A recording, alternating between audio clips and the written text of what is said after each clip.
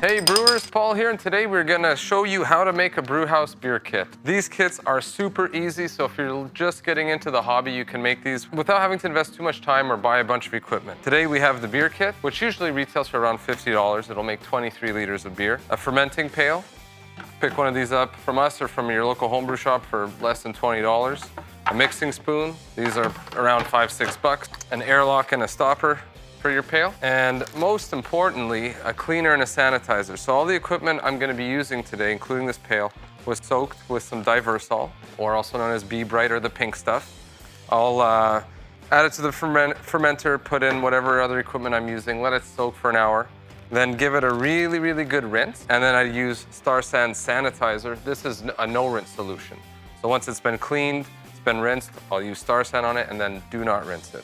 I will also be using a hydrometer. This is not necessary, but with one of these, we take a reading before we pitch the yeast, and then again when we're gonna bottle, and then we'll know how much alcohol is in our beer. Again, not necessary, but I'm kind of curious, so I like to know that stuff. And that's pretty much it. So let's go ahead and open this and see what's in the box. So we have our bag of wort. This is basically just unfermented beer. Some instructions, a pack of yeast, which I like. This is new. They used to ship with Cooper's yeast. Right now it's Fermentis. So this is a pack of SO4. It's a good yeast. And then there's a pack of the bicarbonate, right? So this, do not forget to add this. You add this before you add anything else. And then if you bottle your beer, there is some dextrose. So this pack number 1 is basically a pH adjuster. It's very important that you add it. Just sprinkle that in there. And then I'm gonna add right around 8 liters of water. This comes with 15 liters of wort. So 15 liters of wort, 8 liters water, 23 liters of beer. So that's pretty darn good for $50. You don't have to use store-bought water, but you would wanna make sure that the water you are using does not contain chlorine. So if it's tap water, make sure you filter it or treat it with something like a Camden tablet. Okay, we've got close to 8 liters, so I'm gonna add in the bag of wort. You can take this top off with like scissors or whatever, but we actually sell a tool for about $5 or $6. That'll make the job easier.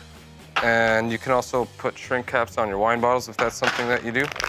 So not a necessary tool, but makes life easy.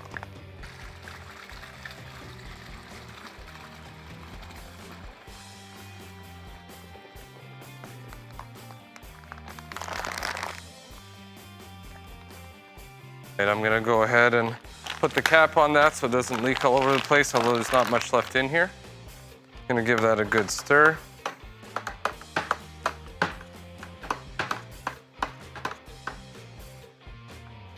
Right now there's a lot of foam, so I'm just gonna let it sit for a little bit and then we'll take a hydrometer reading. All right, so the foam's pretty much gone, so we can take our hydrometer reading here. Put it in, give it a quick spin. So we're looking right around, looks like about 1.054. Yeah, now that it stopped bobbing. Yep, 1.054. So we're gonna take note of that, and then when we bottle, we can take the final gravity, and then using those two, we can determine how much alcohol is in our beer. So the yeast it comes with is very good. SO4 is a good yeast. I want to dry this out a bit, so I'm going to pick a yeast that's going to make the final gravity a little bit lower. It's a pale ale, and some people would like the fuller mouthfeel of the SO4, but personally I want it to be a little bit more crisp and dry. So I'm using Bry 97. That's what's nice with these kits. You find a kit you like, whether it's the pale ale, the IPA, the Cerveza. Try it with the yeast it comes, and then next time you could try a different yeast and see what the difference the different yeast can make for you. So you want to just sprinkle this evenly across the top. You don't want to stir it in.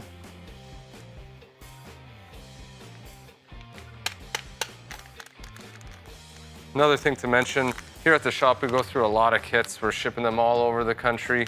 We don't have a problem with old stock, but it never hurts to check the dates on the yeast packs. Because most of the time the wort would be fine. It's just the yeast, you'd have to buy a new one if it was old, but that shouldn't be a problem. We're gonna put on our pail lid. Make sure it's clamped down really good. A lot of times people think their beer is not fermenting, but what's happening is the pail lid isn't on all the way and the CO2 is escaping through that instead, rather than going up through the airlock. Speaking of which, I'm gonna go grab one right now. So I have my airlock. It's filled with Star San sanitizer. You could use like vodka or something. Basically, you want a liquid that bacteria can't grow in. If you just put water, there's a chance that bacteria can grow in there. That's pretty much it. That's how easy it is to make this kit. If you already have your fermenter clean and sanitized, this is like a 5-minute brew day. We're gonna let it sit for 2 weeks to ferment. Maybe in the instructions, they say rack into a secondary. I haven't done that in years.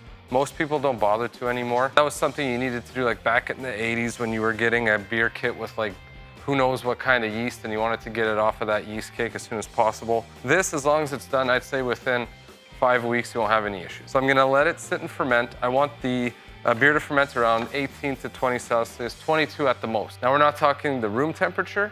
If the room is at 20 or 22, once this starts fermenting, it's gonna go up to like 26. So usually your basement would be fine for that. But you could get like a little sticker thermometer put on the side of your fermenter and you could just glance at it every day or two just to make sure your temperature is in check. And that's pretty much it. After 2 weeks, you can bottle or keg your beer. We have videos on both those topics, so make sure to check out our channel. If you have any questions, please leave them down in the comments below. And don't forget to like and subscribe if you want to see more content like this. Cheers.